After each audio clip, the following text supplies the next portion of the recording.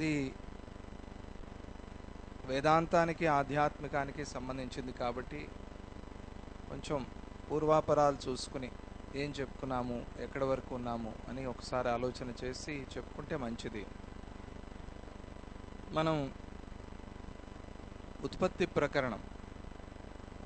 ప్రకరణంలో ఉత్పత్తి అంటే ముందే మనం చెప్పుకున్నాము, సృష్టి, పుట్టుక. ఎలా వచ్చింది ఈ సృష్టి అని మనం ఎప్పుడు ఆలోచిస్తాం.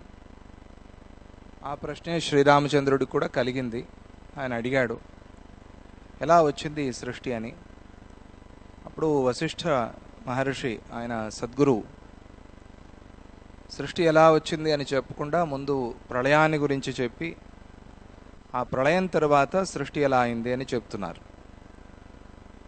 ప్రళయం ఎందుకు చెప్పారు అంటే ఆ ప్రళయ కాలంలో ఏమీ లేని ఒక స్థితి, ఆ స్థితిని మనం ఊహించుకోవాలి. ఏమీ లేదు అంటే పంచభూతాలు కూడా లేవు, ఆకాశంతో సహా తన్మాత్రలు కూడా లేవు. ఏమీ లేకపోతే ఇదంతా ఎలా వచ్చింది అనే ప్రశ్న వస్తుంది. అందుకనే ఏమీ లేదు అంటే ఈ కనిపించేది, మనం అనుకునేది లేదు, కానీ ఆ సత్యమైనది మాత్రం, ఆ బ్రహ్మ పదార్థం మాత్రం ఉన్నది. అది ఒకటే ఉంది అంటే ఈ సృష్టి అంతా కూడా అటునుంచే వచ్చింది అని అర్థం. ఆ సముద్రం నుంచే, ఆ కాలం నుంచే ఇదంతా వస్తోంది అంటే ఆయనే ఈ సృష్టికంతా కూడా ప్రధాన కారణమై ఉన్నాడు అని చెప్పినట్టు అర్థమైంది. అలా సులభంగా ఒక మార్గాన్ని, విధానాన్ని చెప్పి తరువాత ఈ సృష్టి ఎలా వచ్చింది అనే క్రమాన్ని చాలా చక్కగా వర్ణించారు. అప్పుడు ఆ సమయంలో శ్రీరాముడికి ఒక ప్రశ్న వచ్చింది. మీరు చెప్పారు జీవ ఉత్పత్తిని గురించి, ఆ బ్రహ్మ నుంచి ఒక జీవుడు పుట్టాడు అని చెప్పారు. ఎందుకని అంటే సృష్టిని గురించి కాదు నాయన నువ్వు ఆలోచించాల్సింది, నువ్వు జీవుణ్ణి గురించి ఆలోచించాలి. నీ గురించి నీకు ఆలోచన ఉండాలి, పక్కింటి వాడి గురించి నీకెందుకు. కానీ ఎప్పుడు పక్కింటి వాడి గురించి ఆలోచిస్తాం మనం. వాడెలా ఉన్నాడు, వాడికి ఏముంది, వాడికి ఏం లేదు, మనకేముంది, మనకేం లేదు మర్చిపోతాం మనం. మనకు అక్కర్లేదు అది. పక్కింటి వాడు బాగలేకపోతే చాలు, మనం బాగున్నా బాగలేకపోయినా పక్కింటి వాడు ఏడుస్తూ ఉంటే మనకు సంతోషం. అది అలవాటైపోయింది మనకి. అందుకనే అలా చేయొద్దు. జీవుని గురించి ఆలోచన చేయి. అంటే నీ సృష్టి ఎలా అయింది, నువ్వు ఎలా వచ్చావు అనే దాని గురించి ఆలోచన చేయి. అది అందరికీ తెలిసిందే, ఎలా ఉత్పత్తి అయ్యాము, ఎలా పుట్టాము, ఎలా వచ్చాము అందరికీ తెలిసిందే. దాంట్లో ఏముంది గొప్ప అని మళ్ళీ ప్రశ్న వస్తుంది. అందుకనే ప్రథమ జీవుడు అంటే హిరణ్య గర్భుడు, చతుర్ముఖ బ్రహ్మ, ఆ బ్రహ్మ ఉత్పత్తిని గురించి చెప్పారు. ఆ బ్రహ్మ ఎలా వచ్చారు, ఆ బ్రహ్మ నుంచి ఈ జీవులందరూ కూడా ఎలా వచ్చారు అని చెప్పారు. ఆ ప్రథమ జీవుడే, ఆ స్పందనే కారణం. ఆ బ్రహ్మలో, ఆ శుద్ధ చైతన్యంలో ఒక స్పందన వచ్చి హిరణ్య గర్భుడు వచ్చాడు అని చెప్పారు. ఆయన నుంచి తక్కిన జీవులందరూ కూడా వచ్చారు, ఆయన సంకల్ప రూపంగా వచ్చారు. ఇదంతా ఆయన సంకల్పమే, నడుస్తోందంతా కూడా ఆయన సంకల్పమే. ఆయన సంకల్పించాడు ఇట్లా సృష్టి ఉండాలి అని వశిష్ఠుల వారు చెప్పారు.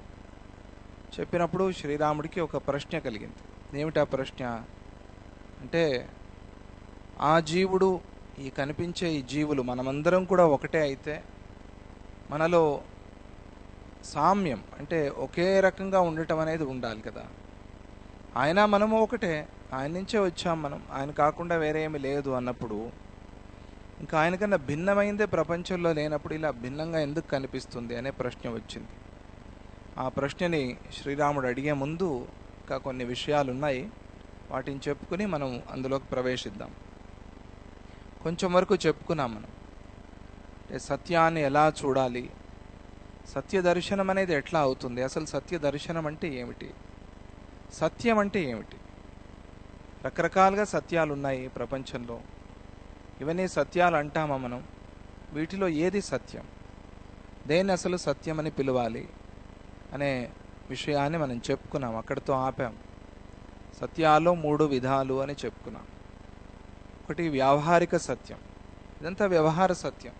వీరి పేరు ఇది, వీరిల్లిది, వీరి పని చేస్తూ ఉంటారు, వీళ్ళు ఇలా ఉన్నారు, ఇదంతా వ్యవహార సత్యం, దీన్ని కాదనలేం.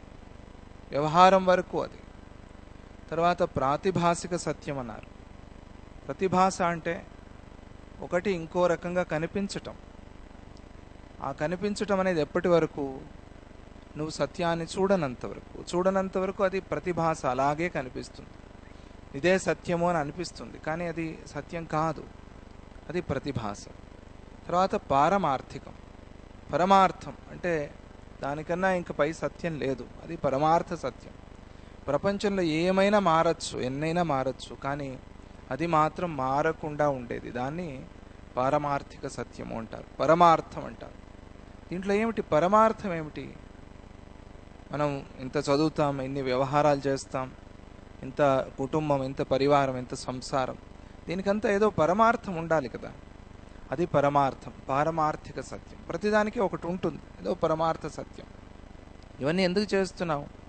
సంతోషం కోసం. ఆ సంతోషం పరమార్థం అక్కడ. అలాగే పారమార్థిక సత్యం, దాంట్లో ఏ మార్పు రాదు, ఎప్పటికీ మార్పు రాదు, అటువంటిది. దాని గురించి మనం చెప్పుకున్నాం. అలా ఆ సత్యాన్ని మనకి పరిచయం చేసి తరువాత కొన్ని విషయాలు చెప్తూ ఉన్నారు. ఈ విషయాల్ని జాగ్రత్తగా వింటే మనం తర్వాత చెప్పబోయేవన్నీ కూడా స్పష్టంగా, తేలిగ్గా, సులభంగా అర్థమవుతాయి మనకి. ఈ కల్పనలన్నిటినీ ఆ బ్రహ్మ వస్తువే పొందుతోంది.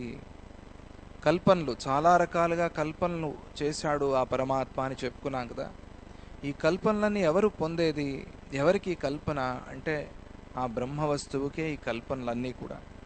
అదే అన్నిటినీ అనుసంధానం చేస్తోంది. అనుసంధానం అంటే తెలుసు కదా, అంటే సంధి అనే మాట వింటాం మనం. సంధి అంటే ఏమిటి? కలపటం అని. దాన్ని సంధి అని పిలుస్తారు. సంధ్యాకాలం అంటే పగలు రాత్రి రెండిటిని కలపటం, దాన్ని సంధ్యాకాలం అంటారు. రాత్రి పగలు కలపటం, దాన్ని సంధ్యాకాలం అంటారు. మధ్యాహ్న సమయం, అటు సగభాగాన్ని ఇటు సగభాగాన్ని కలపటం, అది మధ్యాహ్న సంధ్య. ఇట్లా సంధి, అనుసంధానం అంటే ఆ దాంతో పాటుగా అనుసరించి సంధానం చేయటం, నాదానుసంధానం అంటారు. అంటే ఒక మ్యూజిక్ వింటున్నాం అనుకోండి, ఒక మంచి పాట ఏదైనా వింటున్నాం, ఏమవుతుంది వింటున్నప్పుడు అంటే ఆ మ్యూజిక్తో పాటుగా మన మనస్సు పరిగెత్తుతుంది, ఆ పాటతో పాటుగా మన మనస్సు పరిగెత్తుతుంది. పరిగెత్తి ఏమవుతుంది? అదే మనమైపోతాం, దాంతో కలిసిపోతుంది. అనుసంధానం, నాదానుసంధానం అంటారు.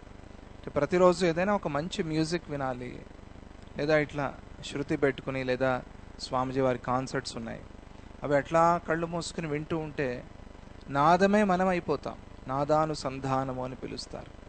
అట్లా అన్నిటినీ అనుసంధానం చేస్తోంది. అన్నీ తానే అయినట్టుగా ఆ బ్రహ్మ వస్తువు భావన చేస్తోంది. అందుకనే ఈ సృష్టి సాధ్యమవుతోంది, లేకపోతే సాధ్యం కాదు. ఆ బ్రహ్మ వస్తువు దీన్ని అనుసంధానం చేస్తోంది. సంకల్ప వృత్తులు చైతన్యమందు ప్రతిఫలించి సాకార నిరాకార పదార్థాలుగా ఆవిర్భవిస్తూ ఉన్నాయి. సంకల్పమే ఇదంతా కూడా. సాకారం కావచ్చు, నిరాకారం కావచ్చు. నిరాకారం అంటే మన కంటికి కనిపించని బ్యాక్టీరియా, మన కంటికి ఇటువంటివి కావచ్చు, లేదా కనిపించే సాకార వస్తువులు కావచ్చు. సాకార నిరాకార వస్తువులన్నీ కూడా ఆ సంకల్ప వృత్తులు చైతన్యంలో ప్రతిఫలించటంతో సాధ్యమవుతున్నాయి. సంకల్ప వృత్తి అనేది లేకపోతే దాని ప్రతిఫలనం లేదు. ప్రతిఫలించటం లేకపోతే సాకారం నిరాకారం అనేది లేదు. ఇదంతా కూడా సంకల్పం మీద ఆధారపడి ఉన్న ప్రపంచం. సంకల్పం, ఇదంతా వేరేం లేదు. అందుకే సంకల్పించు అని చెప్తారు. నీ సంకల్పం బాగుంటే నీ పని నెరవేరుతుంది అంటారు. విన్నాం కదా చాలాసార్లు. సంకల్పం బాగుండాలి అని. సంకల్పం దృఢంగా ఉండాలి.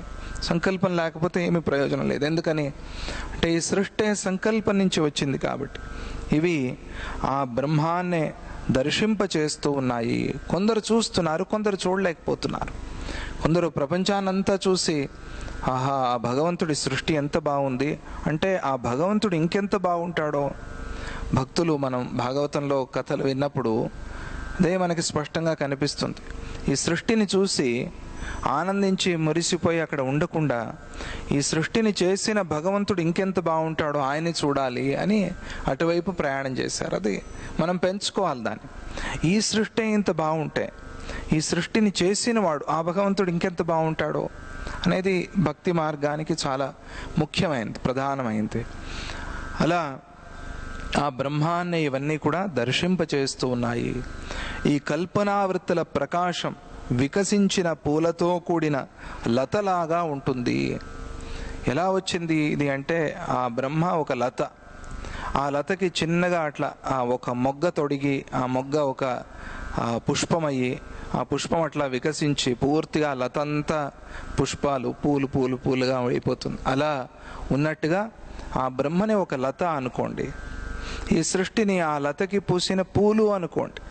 సృష్టిలు చాలా ఉన్నాయి కదా, బ్రహ్మాండాలు, లోకాలు చాలా ఉన్నాయి. ఇవన్నీ కూడా ఆ లతకి పూసిన పూలు, ఆ భగవంతుడికి, ఆ బ్రహ్మకి పూసిన పుష్పాలు ఇవన్నీ కూడా. అందుకనే అంత స్పష్టంగా చెప్పారు మనకి, కల్పనావృత్తుల ప్రకాశం వికసించిన పూలతో కూడిన లతలాగా ఉంటుంది. లత మొగ్గ తొడిగి వికసించినట్లుగా జగత్ కల్పనా కౌశలం అంటే నేర్పరితనం కూడా చైతన్య సంబంధంతో వికసిస్తోంది. ఆ చైతన్య సంబంధం అనేది లేకపోతే ఎన్ని ఉన్నా కూడా మన మనస్సు పనిచేయలేదనుకోండి, మనస్సు చైతన్యం, ఆ మనస్సే లేదనుకోండి, అది జడమైనా కూడా వ్యవహారానికి మనస్సే ప్రధానం కదా. ఆ మనస్సే లేకపోతే మన చుట్టూ ఎన్ని ఉన్నా, ఎన్నిటి మధ్యలో మనం ఉన్నా కూడా వాటి అనుభవం మనకు లేదు. ఎందుకు? మనస్సు లేదు. అలాగే ఆ చైతన్య సంపర్కం లేకపోతే, ఆ చైతన్యం దానిలో కలవకపోతే రుచి లేదంటారే, అలా అంతా తయారు చేశారు కానీ మాడిపోయింది తినరు, ఎందుకు? రుచి లేదు. అలా ఆ బ్రహ్మ పదార్థము చైతన్యం అనేది లేకపోతే సృష్టి ఎంత ఉన్నా కూడా ఇది ప్రకాశించటానికి సాధ్యమే లేదు. సూర్యప్రకాశం కూడా బ్రహ్మ ప్రకాశంతోనే వస్తుంది. సూర్యుడు ఎట్లా ప్రకాశిస్తున్నాడు? ఆ బ్రహ్మ ప్రకాశంతో, ఆ వెలుగుతో ఆయన కూడా వెలిగిపోతున్నాడు.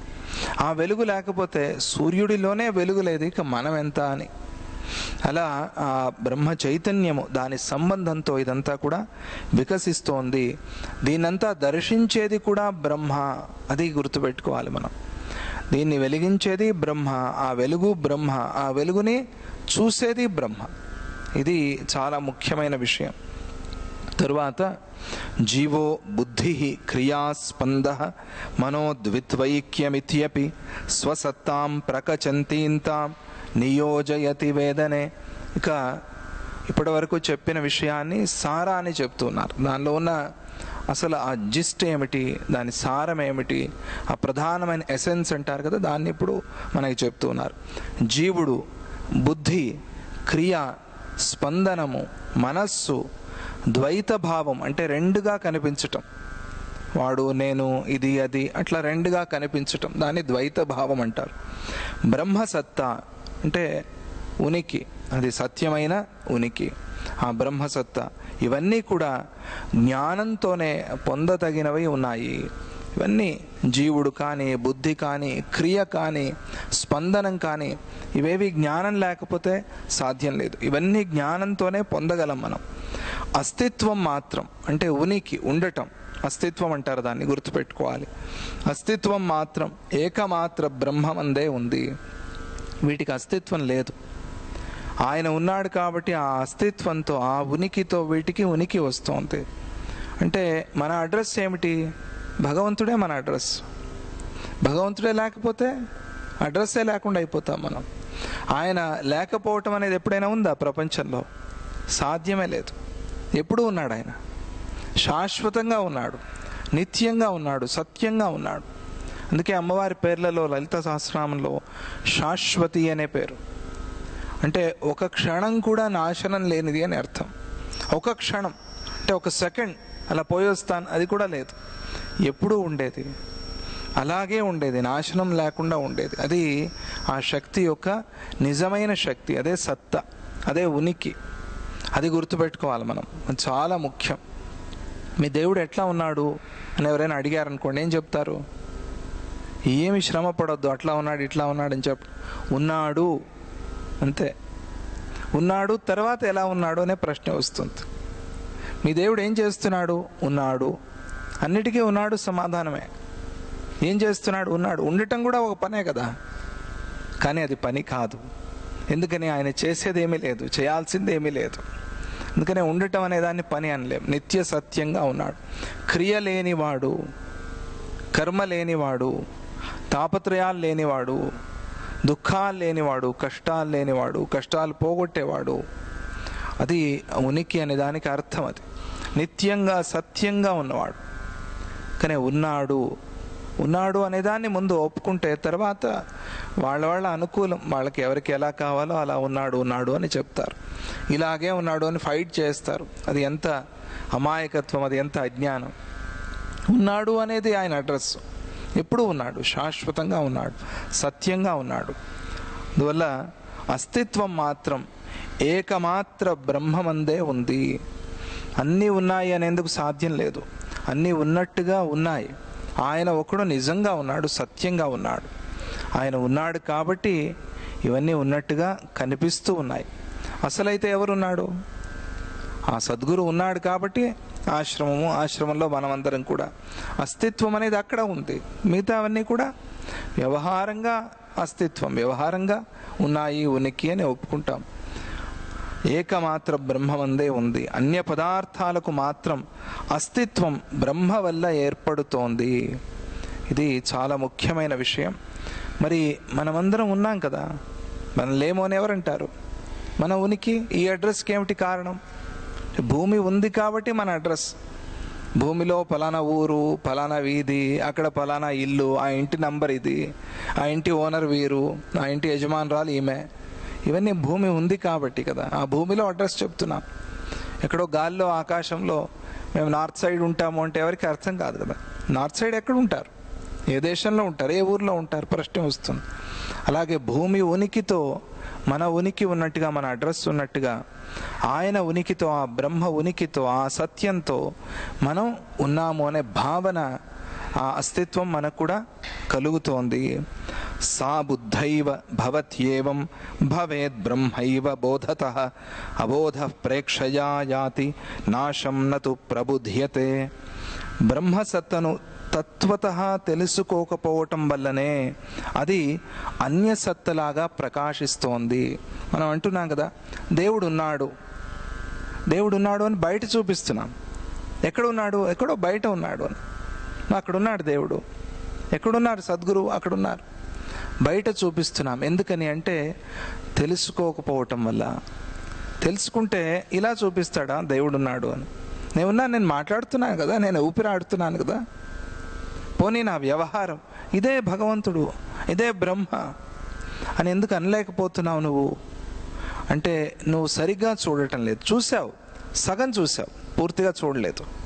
అందుకనే అలా తెలుసుకోకపోవటం వల్ల అది అన్యసత్తలాగా, అంటే తనకన్నా భిన్నంగా ఉన్నట్టుగా చూస్తున్నాడు, తనకన్నా వేరేగా ఉన్నట్టుగా చూస్తున్నాడు, నాకన్నా వేరేగా ఉన్నాడు అని చూస్తున్నాడు. అరే నువ్వు కూడా అదే, నువ్వే అది అంటే అర్థం కాదు. కాబట్టి పోనీ మనం ప్రారంభ దశలో ఫస్ట్ స్టాండర్డ్లో ఉన్నాము అని అనుకుందాం. కాబట్టి ఆయన ఉన్నాడు కాబట్టి నువ్వు ఉన్నావు, నీలోనే ఉన్నాడు, నువ్వే అయి ఉన్నాడు. అందుకనే తనని తాను చూపించుకోలేక బయట ఎక్కడో అన్యసత్తలాగా, అంటే బయట ఎక్కడో ఉన్నట్టుగా చూపిస్తున్నాడు. దీనికి కారణం ఏమిటి అంటే తెలుసుకోకపోవటం. తత్వతః గ్రహించినప్పుడు అది కాకుండా వేరేదేది లేదు, కనిపించదు అనేది స్పష్టమవుతుంది. తత్వతః తెలుసుకున్నప్పుడు, అంటే దాన్నే ఆలోచన చేస్తున్నప్పుడు. వినిపించట్లేదా? తత్వతః గ్రహించినప్పుడు అది కాకుండా వేరేది లేదు అని తెలుస్తుంది. అంటే తత్వంగా చూడట్లేదు, చూస్తున్నాము కానీ తత్వంగా నిజంగా చూడటం లేదు. అది ఎట్లా ఉందో అట్లా చూడాలి కదా, అలా చూడలేకపోతున్నాం, వేరేగా చూస్తున్నాం. పర్వాలేదు, ఇది ఒక రకంగా చూస్తే అదృష్టవంతులమే, అలాగైనా చూసాం కదా కనీసం. కొంతమంది అది కూడా చూడటం లేదు, అసలు లేడు అని చెప్తున్నారు కొంతమంది. అసలు లేడు అంటే మనం కూడా లేము అనే చెప్పాల్సి వస్తుంది. నువ్వు ఉన్నావా లేదా? ఎవరైనా అడిగారనుకోండి మిమ్మల్ని, భగవంతుడు ఉన్నాడా లేదా? ఉన్నాడు. ఎలా చెప్తావు ఉన్నాడు? నువ్వు ఉన్నావా లేదా? ఎవరైనా ఏమంటారు అడిగేవాళ్ళు? ఉన్నానంటారా, లేకపోతే నేను లేనండి అంటాడా? లేదండి నేను కూడా లేనేమో, డౌట్గా ఉంది అని ఎవరైనా అంటారా ప్రపంచంలో? ఏమో నేను కూడా ఉన్నానో లేదో డౌట్గా ఉంది అని ఎవరైనా అంటే పిచ్చాసుపత్రి వాళ్ళ కోసం రెడీగా ఉంటుంది. అలా ఎవరు చెప్పరు. నేనున్నాను, అందరికీ అదే భావన. నేను లేను అనేది ఎవరికైనా భావన ఉందా ప్రపంచంలో? అట్లా ఎవరైనా అనుకుంటారా? ఆ నేను ఉన్నాను అని చెప్తున్నావు కదా, అదే భగవంతుడు. అది కాకుండా వేరే భగవంతుడు ఏముంది? ఏమీ లేదు. ఆ ఉన్నాను అనే భావన, ఉన్నాడు అనే భావన కాదు, ఉన్నాను అనే భావన. నువ్వు ఉన్నాడు అనకపోయినా పర్వాలేదు, కానీ ఉన్నాను అనుకుంటే చాలు. ఉన్నానని అందరికీ తెలుసు. ఉన్నాను, ఉన్నాడు. ఉన్నాడు అంటే భక్తి, ఉన్నాను అంటే ఆధ్యాత్మిక. ఉన్నాను అనేది అహంకారంతో చెప్పకూడదు, ఆధ్యాత్మిక భావంతో చెప్పాలి. ఉన్నాను అంటున్నావు కదా, భగవంతుడు ఉన్నట్టే. లేడని ఎట్లా చెప్తావు? ఎప్పుడున్నావు? ఇప్పుడున్నాను. ఇంతకుముందు ఏమై ఉన్నావు? ఏమో తెలీదు. అది తెలుసుకో. తర్వాత ఏమవుతావు? తెలీదు. అది తెలుసుకో. ఇప్పుడైతే తెలుసు కదా. లేదండి, ఊరికే అట్లా వచ్చి అట్లా వెళ్ళిపోతాం. అట్లా వచ్చి అట్లా వెళ్ళిపోయేటైతే ఇవన్నీ అక్కర్లేదు. ఇంత తాపత్రయం అవసరం లేదు. ఇంత పాపం, పుణ్యం, ధర్మం, అధర్మం ఇదంతా అవసరం లేదు. ఏదో ఉంది, పూర్వం అపరం ఏదో ఉంది, దాన్ని తెలుసుకోవటం కోసమే ఆధ్యాత్మికం. పోనీ అలా మనం ఆలోచన చేసినా కూడా ఏమై ఉన్నావు, ఎలా ఉన్నావు, ఎక్కడికి వెళ్తున్నావు, ఆ ప్రశ్న వస్తుంది అందరికీ. ఆ ప్రశ్నే భగవంతుడంత. ఆ ప్రశ్నకి సమాధానమే భగవంతుడు. పోని ఇక్కడ తత్వత గ్రహించినప్పుడు అది కాకుండా వేరే లేదు అని తెలుస్తుంది, వేరే కనిపించదు. బ్రహ్మసత్తును ఆవరించి ఉన్న అజ్ఞానం ఆత్మజ్ఞానంతో వినాశనం అవుతుంది. దాన్నే ఆవరించి ఉంది. ఎవరిని ఆవరించి ఉంది? ఇది దాన్నే ఆవరించి ఉంది. లైట్ ఉంది, తెర వేసావు, కర్టన్ వేసావు. దేన్ని ఆవరించి ఉంది? కర్టన్. ఆ వెలుగుని ఆవరించి ఉంది.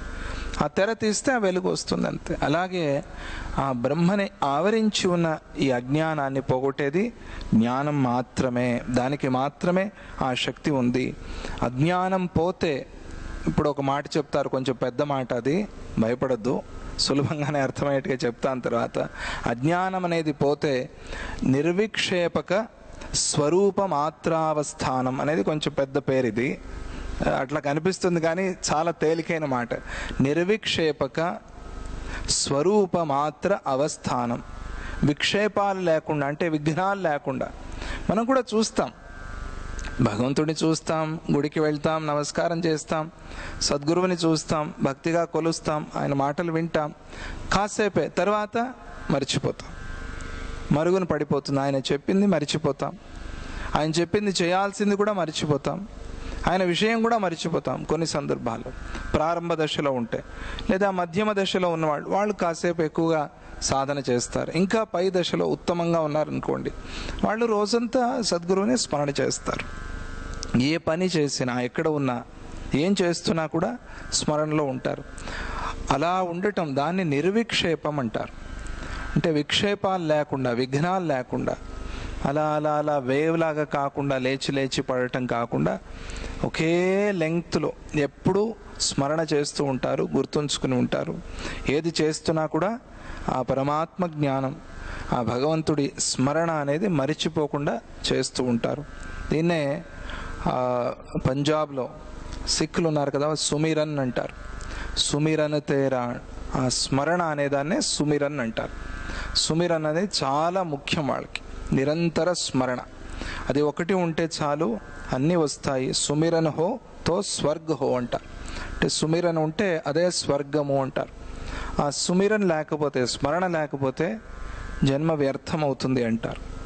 ఎలా అవుతుంది సుమిరన్ అంటే? చేసే ప్రతి పనిలోనూ భగవంతుడిని గుర్తు చేసుకోవటం, మాటి మాటికి గుర్తు చేసుకోవటం. ఆయనే చేస్తున్నాడు, ఆయన వల్లే అవుతోంది, మాటి మాటికి గుర్తు చేసుకోవటం. అది అభ్యాసం అయితే, మన రక్తంలోకి, ఆ సంస్కారంలోకి వెళ్ళిపోతే మనం ప్రత్యేకంగా గుర్తు చేసుకోవాల్సిన పని లేదు, అలవాటైపోతుంది. అలా అలవాటు చేసుకోవాలి అని భక్తి మార్గంలో చెప్తారు, జ్ఞాన మార్గంలో కూడా అదే చెప్తారు. నిర్విక్షేపం అంటే అది స్వరూపం. అంటే నీ స్వరూపంలో నువ్వు నిలవటం. స్వరూపంలో మనం నిలుస్తాం ఎప్పుడు? ఇప్పుడు బాగా పడుకున్నప్పుడు, గాఢ నిద్రలో మన స్వరూపంలో మనం ఉన్నామంటాం. కాకపోతే అది దేంతో వచ్చింది? ఆ నిద్ర అనేది తమో గుణంతో వచ్చింది, అజ్ఞానంతో వచ్చింది. అలా కాకుండా స్వరూప మాత్ర అవస్థానం. ఏదో మెడిటేషన్ చేస్తున్నప్పుడు ఆ స్థితి వస్తే బాగుంటుంది, కానీ ఆ స్థితి కోసం రోజంతా నిద్రపోతానంటే బాగుంటుందా? ఎవరైనా నిద్రపోనిస్తారా? లేదు. అందుకనే ఆ ధ్యానావస్థలో స్వరూపమాత్ర అవస్థానం అనేది అనుభవానికి వస్తుంది. కానీ అజ్ఞానం ఎలాంటిదో చెప్పలేము, అజ్ఞానాన్ని వర్ణించటం సాధ్యం లేదు. ఎలా ఉంది మాయ, ఎలా ఉంది అవిద్య అంటే వర్ణించలేం, చెప్పలేం. జ్ఞానాన్ని వర్ణించవచ్చు కానీ అజ్ఞానాన్ని వర్ణించలేం, చాలా కష్టం. అందుకనే అసలు ఆ జోలికే పోవద్దు, ఆ తాపత్రయమే వద్దు మనకి. చీకటి ఎలా ఉంది తెలుసుకుని ఏం చేస్తావు? వెలుగు లేకపోవటం చీకటి అంతే, వెలుగు కోసం వెతుకు, సరిపోతుంది. ఒక పురుగు గురించి ఒకసారి మనం చెప్పుకున్నాం, గుర్తుందా? ఒక పురుగు రూమ్లో చేరిందనుకోండి, ఆ పురుగు ఏదైనా మనకు కొరుకుతుందేమో కరుస్తుందేమో భయం అయింది. ఏం చేయాలి అప్పుడు? అన్ని లైట్స్ ఆఫ్ చేసి కిటికీ ఓపెన్ చేయండి, తలుపులు తీయండి, వెళ్ళిపోతుంది. వెలుగును వెతుకుతూ వెళ్ళిపోతుంది. అది ఇది తిరిగింది మన కోసం కాదు, ఆ ట్యూబ్ లైట్కి వచ్చి కొట్టుకుంటూ ఉంటుంది, అది వెలుగు కోసం. అంటే అక్కడ ఏదో ఉంది, అటునుంచి బయటికి వెళ్ళొచ్చు అని ఒక భ్రమ పాపం దానికి.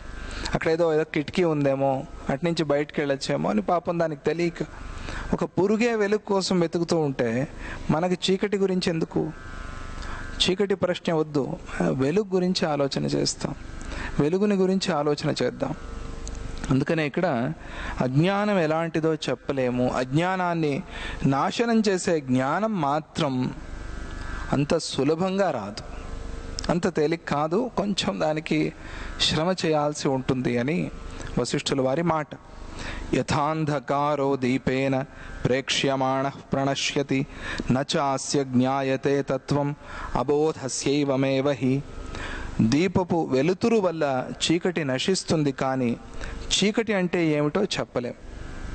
వెలుతురుతో చీకటి నాశనం అవుతుంది, కానీ చీకటి అంటే ఏమిటి చెప్పలేం. వెలుతురు లేకపోవటమే చీకటి అంత. వెలుతురు అంటే ఏమిటి? వెలుతురు అంటే ఏమిటి?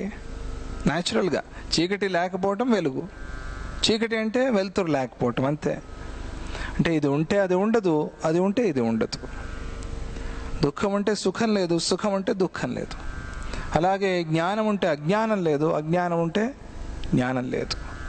దాన్ని పూర్తిగా పోగొట్టుకోవాలి అని చెప్పేందుకోసం. అలాగే జ్ఞానం వల్ల అజ్ఞానం నశిస్తుంది, కానీ అజ్ఞానం యొక్క తత్వాన్ని చెప్పలేము. దాని తత్వాన్ని చెప్పడం చాలా కష్టం, సాధ్యమే లేదు. అజ్ఞాన తత్వం చెప్పడం సాధ్యం లేదు. అంటే అజ్ఞానానికి కొంతమంది కారణాన్ని వెతికారు. నాకు ఈ అజ్ఞానం ఎందుకు వచ్చింది అంటే కారణం, ఇది కారణంతో నాకు ఈ అజ్ఞానం వచ్చింది. అట్లా వెతికి వెతికి చివరికి కొంతమంది ఏం చేశారు తెలుసా? భగవంతుడా నీ వల్లే నాకు అజ్ఞానం వచ్చింది అన్నారు. సరిపోయింది, మొత్తం అంతా తీసుకెళ్ళి ఆయన ఎత్తి మీద పెట్టేస్తే హ్యాపీ. నేను ఎందుకు ఫెయిల్ అయ్యాను? అమ్మ నువ్వు ఆ రోజు నాకు టీ ఇవ్వలేదు, అందుకే నేను ఫెయిల్ అయ్యాను. అమ్మ టీ నీ ఫెయిల్ అవ్వటానికి కారణమైంది అని చాలామంది చెప్తారు కదా. నేను ఆ రోజు అడిగాను నిన్ను, నువ్వు నాకు ఆ రోజు టీ ఇస్తే నేను పాస్ అయ్యేవాడిని అంటే ఎట్లా ఉంటుంది? అలా అటువంటి అజ్ఞానం పని మనం చేస్తున్నాం. ఏమిటి అంటే భగవంతుడా నీ వల్లే నాకు అజ్ఞానం వచ్చింది. అరే నువ్వు భగవంతుడిని చూడకపోవటమే అజ్ఞానం. ఆయన ఎందుకు నీకు అజ్ఞానాన్ని ఇస్తాడు? ఆయనకి నీకు అజ్ఞానాన్ని ఇచ్చి ఆయన చేసుకోవాల్సిందేముంది? ఆయనకు వచ్చే లాభమేముంది? చాలా తప్పు, చాలా పొరపాటు. ఆయన ఇంకా అడుగుతాడు, నీకు 100 జన్మలు కావాలా 3 జన్మలు కావాలా అని. హిరణ్యకశిపు వాళ్ళ జన్మలు వచ్చాయి కదా, 3 జన్మలు అయితే పూర్తిగా అజ్ఞానంలో ఉన్నా కూడా 3 జన్మలు నాలో కలిసిపోవచ్చు. జ్ఞానంగా ఉంటూ 100 జన్మలు ఎలా? ఏం కావాలి? అమ్మో 100 జన్మలు చాలా ఎక్కువ. అడిగారు, ఏనా ఒక్కొక్క జన్మలో రోజులు సంవత్సరాలు ఏమైనా తగ్గుతాయా? లేదు, అన్ని జన్మల్లోనూ 100 సంవత్సరాలు ఉండాలి. అమ్మో అయితే అంత దూరం మేము ఉండలేం అన్నప్పుడు శ్రీహరి నవ్వుకున్నాడు. భాగవతం చెప్తున్నారు ఇప్పుడు స్వామిజీ, ప్రతిరోజు టీవీలో వస్తోంది. శ్రీహరి నవ్వుకున్నాడు. ఏమని అంటే ఎంత అంధకారంలో ఉన్నారు వీళ్ళు, ఎంత అజ్ఞానంలో ఉన్నారు. జ్ఞానమే నేను కదా. 100 సంవత్సరాలు జ్ఞానవంతమైన జన్మ కావాలి అని అడిగితే అప్పుడు నా దగ్గర ఉన్నట్టే కదా వాళ్ళు లెక్క. భక్తుడు ఎప్పుడు నేను భగవంతుడికి దూరంగా ఉన్నాను అనుకోడే, ఎప్పుడు నేను భగవంతుడితోనే ఉన్నాను, నాలోనే ఉన్నాడు భగవంతుడు అని అనుకుంటాడు. కానీ వాళ్ళకి తెలియలేదు ఆ విషయం. అందుకని అమ్మో 100 సంవత్సరాలు, అది ఆ కౌంట్ ఎక్కువగా కనిపించేప్పటికీ భయపడి అమ్మో 100 సంవత్సరాలు మాకొద్దు, అజ్ఞానంలో ఉన్నా కూడా 3 సంవత్సరాలు చాలు. 3 జన్మలు, సంవత్సరాలు 3 జన్మలు అంటే ఆ 3 జన్మల్లో త్వరగా దగ్గరికి రావచ్చు అనే ఒక అజ్ఞానం. దానికి కూడా నవ్వుకుని ఆయన ఒక్కొక్కరు ఒక్కొక్క రకంగా వేడుకుంటారు, దానిలో ఏం తప్పు లేదు. దానివల్ల చాలా పెద్ద చరిత్ర కథ నడిచిపోయింది, అది వేరే విషయం. నరసింహావతారం అయింది, కృష్ణావతారం అయింది, రామావతారం అయింది వాళ్ళ కోరిక వల్ల. అది ఆ కథ వేరే.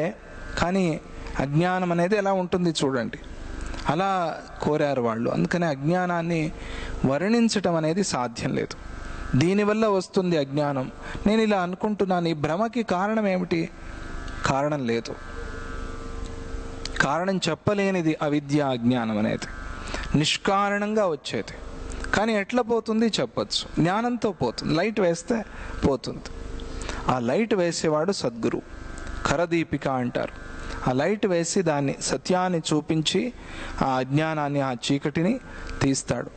అలా తీయాలి అంటే మనం ఆయన్ని ప్రార్థన చేయాలి, వినయంగా వేడుకోవాలి, ఆయన చెప్పిన పనులు సత్కర్మలు చేయాలి. దాంతో ఆయనకి మన మీద అనుగ్రహం కలుగుతుంది. ఇవన్నీ పూర్వమే చెప్పారు, మళ్ళీ మీకు చెప్పాల్సిన పని లేదు. అలా అజ్ఞానాన్ని వర్ణించలేము కాబట్టి దాని జోలికి పోవద్దు. జ్ఞానాన్ని గురించి ఆలోచన చేయి.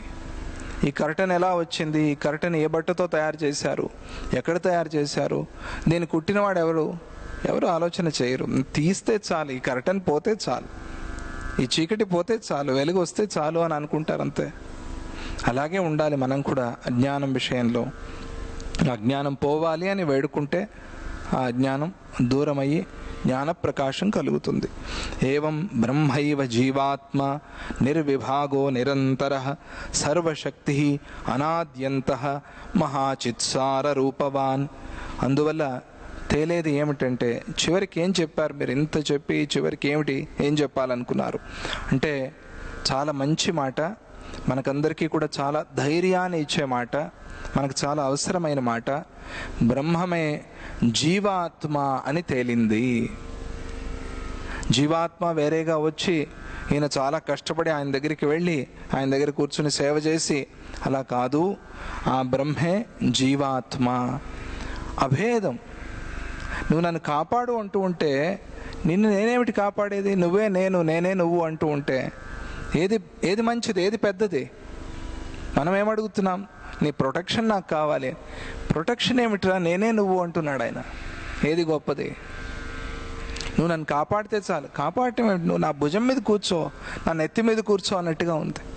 అంత స్థానాన్ని ఆ జీవాత్మకి ఇచ్చారు. ఆ ధైర్యాన్ని నింపుకోవాలి మనలో. అంటే బ్రహ్మస్వరూపం మనం ఏదో అల్పులం కాదు, ఏదో సామాన్యమైన క్రిమి కీటకాలలాగా కాదు. ఆ క్రిమి కీటకాలు కూడా అలాగే అనుకుంటాయి, మనము అలాగే అనుకుంటున్నాం. తేడా ఏమిటి? అందుకని అలా అనుకోవద్దు. బ్రహ్మమే జీవాత్మ అని చెప్పడం కోసమే ఇప్పటి వరకు ఇన్ని విషయాలు చెప్పాం. ఇది ఎలా ఉంది? అపరిచ్ఛిన్నం. అంటే దీనికి కొలతలు లేవు. ఇది దీంతో ఆగిపోతుంది, దీంతో అయిపోతుంది అనేది కాదు. నువ్వు ఏదైనా చెప్పు, ఎన్నైనా చెప్పు, ఎక్కడి వరకైనా కూడా ఇది ఉంది. ఎందుకంటే అది లేకుండా వేరే ఏది లేదు కాబట్టి. అఖండమైనది, ఖండం కాదు, ఇది అఖండమైనది. అందుకనే మనం ఏదైనా మంచి పండుగ, పుట్టు పండుగ చేసుకునేప్పుడు అఖండంగా ఒక కేక్ పెడతారు, దాన్ని కట్ చేస్తారు. ఇది మంచిదేనా పద్ధతి అన్నారు. అంటే ఇది సంప్రదాయం ఉంది మనలో కూడా, పూర్వం నుంచి ఉంది. మైసూర్ పాక్ చేసినప్పుడు చూసారా మీరు ఎప్పుడైనా? పెద్దది ఒకే ఒక తట్టలో పోస్తారు, పోసి దాన్ని కట్ చేస్తారు, కట్ చేసి అందరికీ పంచుతారు, చిన్న చిన్న ముక్కలు చేసి. ఎందుకని అలా అంటే అఖండమైన ఆ ఆనందం నుంచి ఖండం చేసి కొద్ది కొద్దిగా ఆనందాన్ని మనం తీసుకుంటున్నాం. అలా అఖండం అంటే ఎవరు దాన్ని కట్ చేయలేనిది, అది అఖండమైనది, సర్వశక్తిమంతము, అనాది, అనంతము, సత్యము, చైతన్య స్వరూపము అయి ఉంది బ్రహ్మ పదార్థము. సర్వానణుతయాత్వస్య న క్వచిద్ భేదకల్పన విద్యతే యాహి కలన సా తదేవ అనుభూతితః. ఈ బ్రహ్మస్వరూపము సర్వస్వరూపమై ఉంది. దీనిలో భేద కల్పన అనేది లేనే లేదు. నువ్వు భేదాన్ని అనుకుంటున్నావు, కానీ ఆ బ్రహ్మ భేదాన్ని అనుకోవటం లేదు. ఆ బ్రహ్మ భేదం లేకుండా అఖండంగా అలాగే ఉన్నది. ఈ జగత్ కౌశలం అంటే ఈ జగత్ కల్పన కూడా అపరోక్షానుభూతి యందు బ్రహ్మమందే కలిసిపోతుంది. జ్ఞానం కలిగినప్పుడు ఈ జగత్తంతా ఏమవుతుంది? ఈ ప్రపంచం అంతా ఏమవుతుంది? ఇది ఆయనలోనే కలిసిపోతుంది. ఆయన నుంచే వచ్చిన జగత్తు ఆయనలోనే కలిసిపోతుంది అంతే. ఎందుకని అంటే ఆయన కన్నా భిన్నమైనది ప్రపంచంలో ఏదీ లేదు అనే జ్ఞానమే బ్రహ్మ. ఆ జ్ఞానంతో బ్రహ్మ వస్తుంది అని కాదు. ఆ జ్ఞానమే బ్రహ్మ, అది ఆ రియలైజ్ అవ్వటమే బ్రహ్మ అంత అని వశిష్ఠులు వారు చెప్పారు. చెప్పినప్పుడు శ్రీరాముడికి ఒక ప్రశ్న వస్తుంది. ఏమిటా ప్రశ్న అంటే, మీరు చెప్పారు ఒక జీవుడు, పెద్ద జీవుడు వచ్చాడని, ఆయన నుంచి చిన్న చిన్న జీవులందరూ వచ్చారని. అయితే వీళ్ళిద్దరికి ఎందుకు తేడా? ఏమి తేడా వీళ్ళిద్దరికీ అంటే, తాతగారు, నాన్నగారు, పిల్లవాడు, మనవడు, మనవరాలు, వీళ్ళలో ఏమిటి తేడా? వీళ్ళు తాతగారి నుంచి నాన్న, నాన్న నుంచి కొడుకు, కొడుకు నుంచి మనవడు, మనవరాలు, వీళ్ళందరూ వచ్చినప్పుడు వీళ్ళలో ఏం తేడా? నిజంగా చూస్తే ఏమి తేడా లేదు. కానీ తేడా ఉందా లేదా? ఉంది. ఎట్లా ఉంది? చాలా కారణాలతో ఉంది. వాళ్ళ సంకల్పాలు తేడా, వాళ్ళ శరీరము తేడా, వాళ్ళ జ్ఞానం తేడా, వాళ్ళ హోదా తేడా, వాళ్ళ పదవి తేడా, అట్లా చాలా రకరకాలుగా తేడా కనిపిస్తోంది. కానీ మీరేమో ఒకటే అంతా అంటున్నారు. లోకంలో చూస్తేనేమో ఈ తేడా కనిపిస్తోంది. ఈ రెండిటికి ఎలా సామ్యం? ఈ రెండింటిని పోల్చేది ఎట్లా అని శ్రీరాముడి ప్రశ్న. చాలా లాజికల్గా అడుగుతాడు శ్రీరాముడు. ఏది అడిగినా కూడా దానికి సమాధానంగా వశిష్ఠులు వారు చెప్తారు. అది మాత్రమే కాక ఒక్కొక్కళ్ళ సంకల్పం ఒక్కొక్క రకంగా ఉంది. కొంతమంది అనుకోగానే పనులు అయిపోతాయి. మహర్షులకి వాళ్ళు అట్లాగే అనుకున్నారట. ఆయన పరాశరుడు ఒకసారి ఒక పెద్ద నగరం రావాలి అనుకున్నాడు. పెద్ద నగరం, ఒక ద్వీపం, ఆ ద్వీపంలో ఒక పెద్ద నగరం. ఆయన వెళ్ళిపోతూ ఇదంతా మళ్ళీ ముందులాగా అయిపోవాలి అనుకున్నాడు. ఆ ద్వీపంలో నగరం ఇదంతా మళ్ళీ అట్లాగే వెళ్ళిపోయింది. ఎక్కడి నుంచి వచ్చిందో అట్లాగే వెళ్ళిపోయింది. కానీ ఆ నగరాన్ని చూసింది ఎవరు? సత్యవతి. ఆ కథ మనం వ్యాస జన్మలో చదువుతాం కదా. ఆ యోజన గంధి కథ మహాభారతంలో వస్తుంది ప్రారంభంలో. ఆయన అనుకున్నాడు, ఈమె కూడా కనిపించింది. ఇది ఎట్లా సాధ్యమైంది? ఇది ఎట్లా అవుతుంది? ఇది కొన్ని వందల సంవత్సరాలు సాధన చేసినా దొరకనిది, లభించనిది ఒక సంకల్పంతో మహర్షులకు అవుతోంది. ఎట్లా? ఏమిటి తేడా? ప్రయత్నం తేడానా? లేకపోతే సంకల్పంలో తేడానా? లేకపోతే బలంలో తేడానా? ఏమిటి? ఎందుకు ఈ భేదం ఎందుకు అని శ్రీరాముడు ప్రశ్న వేస్తాడు. అంటే ఆ గురువుగారు చెప్పిన ఆ మాటను పట్టుకుని దానిలోనే ప్రశ్న వేసి మళ్ళీ ఇంకా ఎక్కువగా సమాధానాలు తెలుసుకోవటం, అనుమానించటం కాదు. ఆయన చెప్పిన విషయం ఏదో బాగలేదు, మీరేవేవో చెప్పేసి నన్ను మాయ చేస్తున్నారు అని కాదు. భక్తిగా అడుగుతున్నాడు కాబట్టి విషయాలు తెలుస్తాయి. అనుమానంగా అడిగితే విషయాలు, తెలిసిన విషయాలు కూడా మర్చిపోతాయి. అందుకనే గురువు మీద అనుమానంతో కాకుండా నమ్మకంగా, శ్రద్ధగా, భక్తిగా అడగాలి అని అడిగే విధానాన్ని కూడా చెప్పారు ఎన్నోసార్లు. స్వామిజీ భక్తిమాల్లో కూడా వేయించారు. అడిగే విధానం ఎట్లా అడగాలి, ఏం అడగాలి, ఛాన్స్ దొరికినప్పుడు ఏం అడగాలి, ఏం అడిగి పట్టుకోవాలి, దాన్ని శ్రీరాముడు మనకు నేర్పుతున్నాడు. ఆ విషయాన్ని మనం రేపు చెప్పుకుందామని అంటూ, జై గురుదత్త, శ్రీ గురుదత్త. ఓం శాంతి శాంతి శాంతి.